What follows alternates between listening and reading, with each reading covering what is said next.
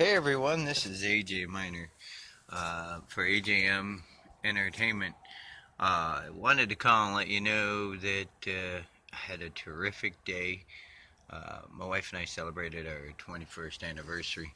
Um, One of the things, 21 years, same woman, 7 kids, happily married, uh, on my part anyway.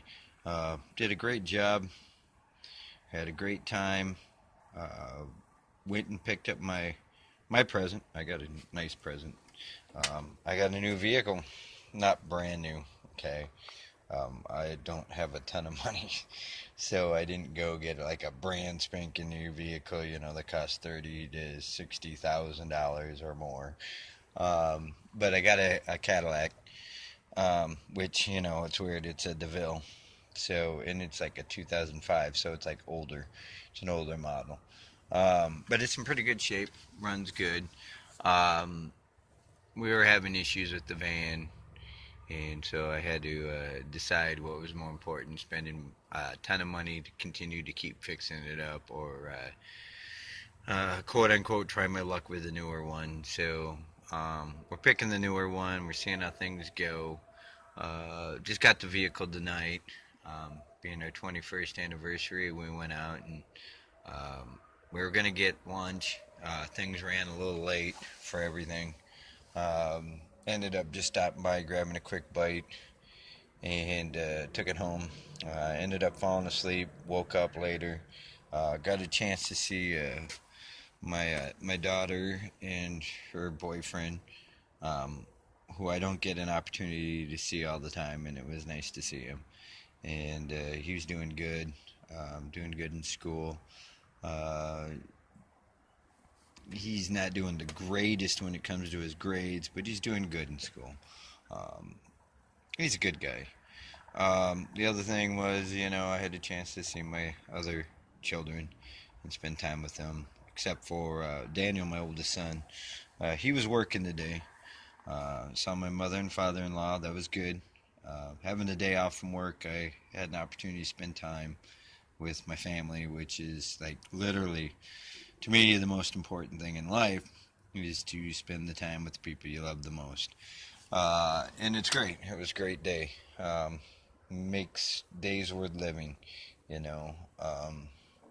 So we ended up finally getting time later on after everybody got home from school, because it's Monday.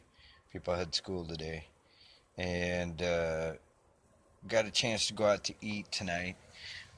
And we went to a place in town here called the Royal Fork. It's kind of a buffet type setup thing. All you can eat. Unfortunately, I didn't show up with a big, huge appetite. While we were there, I met a family that was there, and they have 6 kids, and their kids are a lot younger than most of ours, and it just reminds me of what it was like with Cindy and I when we had 6 kids, and they had a baby there. He's got two. They had 2 boys and 4 girls, and they were thinking of going on vacation. And I'm like, remembering what Cindy and I went through, when we were younger and we went on vacations places and stuff like that. And while they were eating there at that time, there was some issues that arose between the family, and they were kind of squabbling back and forth. And then I kind of started chuckling and laughing, and the baby started getting fussy, and because it's like the baby wasn't real happy being there and being confined, and it's kind of a new environment for the baby, and was going from person to person to person, and just irritated and irritable. And I'm sitting there thinking, gee, all this looks familiar, I've been down that road. Um, and I made a comment to him. I said, yeah, I remember what it was like when we had 6 kids, and we went through that. And I told him we were out celebrating our anniversary. And I said, yeah, we have a grandson. And yeah, all the babies are the same. It don't matter if they're your kids, how many you got. It doesn't matter. They cry when they want attention. They cry when they're pooped. They cry when You know, they pee, they cry when they're hungry. Sometimes they just cry because they need to be comforted.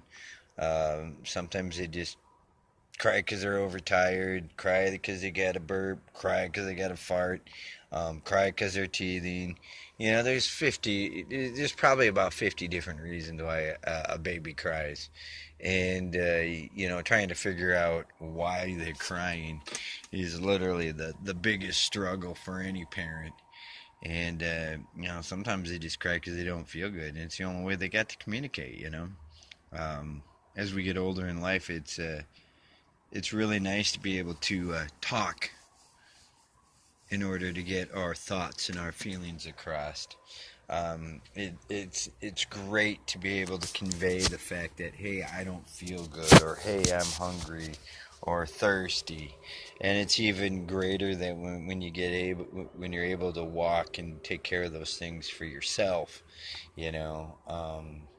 And yeah, as we get older, um, we get more freedoms which we don't realize, like being able to drive to get what we want or walk to wherever we want to go.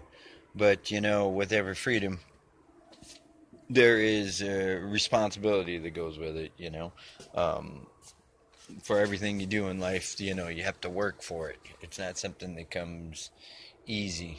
Um, Nobody ever learned to walk without falling a couple times. Nobody ever really learned to talk without miscommunications, okay? Without not being able to convey what you're trying to say, getting tongue tied and twisted. You know, it's one of those things that through life, there's so many different obstacles that we overcome just from an infant stage, okay? Just from that baby to being able to be out on our own by the time we're 18, between obstacles with people as we're going through life, between obstacles with siblings, um, parents. As people in any generation, you have the same obstacles. They just seem worse. And you know, like tonight, seeing the kids, like what the guy's going through, and remembering back when my wife and I were going through it. Um, in some cases, you know, I kind of chuckled, you know, and then it's like, dude, I feel your pain. I've been there.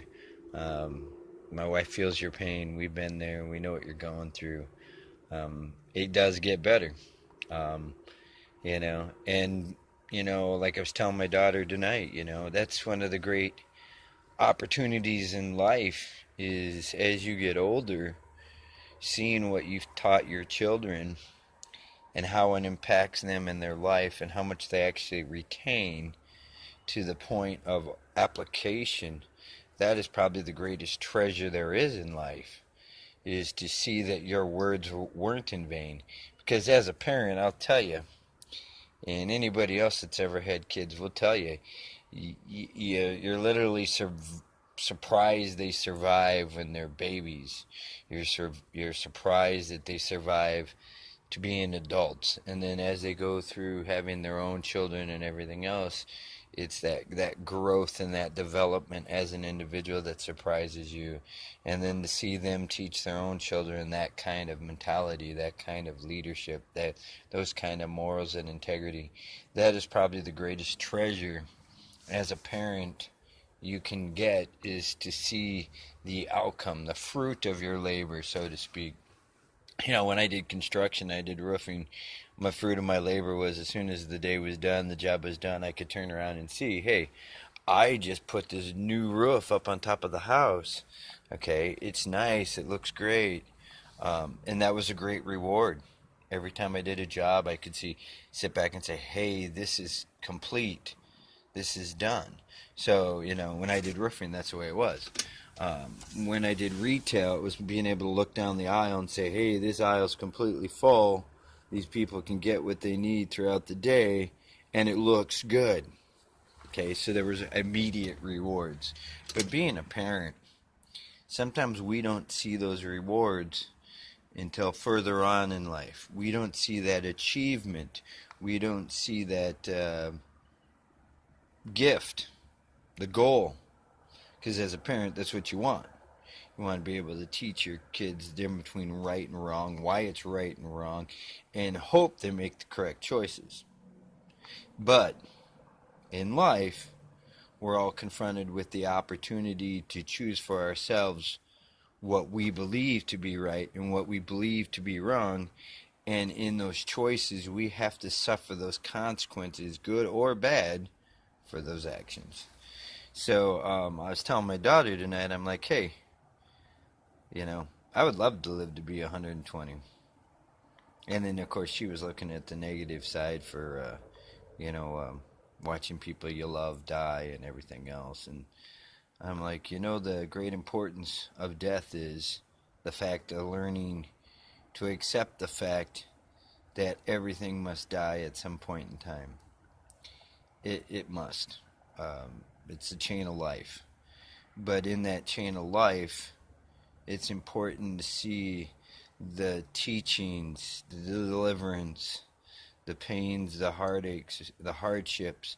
But out of that pain, heartache, and hardships comes the opportunity for new growth, development.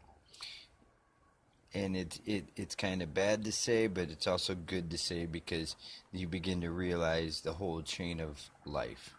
And that's the important thing. I'm not even halfway to 60. Okay. In fact, I'm not even 50 yet.